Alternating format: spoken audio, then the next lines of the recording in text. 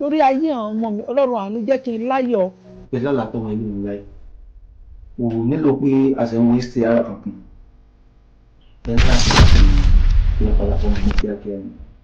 báwo mo ṣe fẹ́ fa wàhálà mo lọ wá owó nítorí kí ara àbúrò mi lè yá kọ́ ṣe kó má fẹ́ ṣe fún káyọ̀ wá òkè ojú ẹ̀ ti wọ̀n mówó jù iṣẹ́ tó gbé kẹ́rin méjì ṣe ìwọ nìkan lọ dá ṣe. I'm only allowed to make payments and get move west of my office because without the test there is nothing we can do.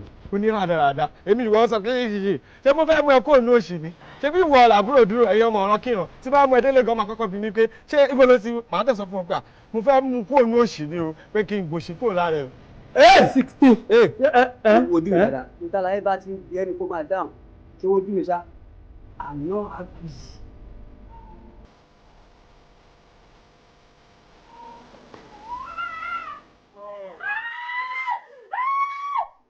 wọ́n employ àwọn nọ́ọ̀sì nígbà yẹn tí orúkọ ọmọ yẹn kí má lọ padà rẹ̀ mí kí má lọ padà rẹ̀ mí náà dúró sí ìgbà. nọ́mbà tí ìgbà save sórí fóònù mi lè pick ẹ̀ náà.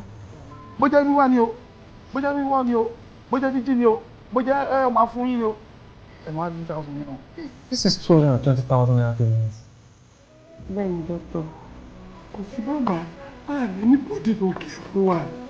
káìpẹ́ torí dúró ni whatever it is tẹ́ bá ní kí n ṣe yà sí máa ṣe. òun tó ń bí ìjọ ti parí òkòkò máa ń yìnbọn ìgò sáà ti dé ọlọ́run fẹ́.